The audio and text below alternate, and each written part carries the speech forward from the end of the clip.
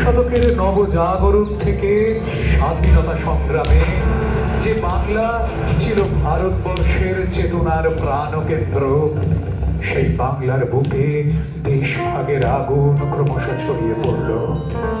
চারদিকে দাঙ্গা, অনিশ্চয়তা আর উদ্বাস্তু মানুষের আর্তনাদ।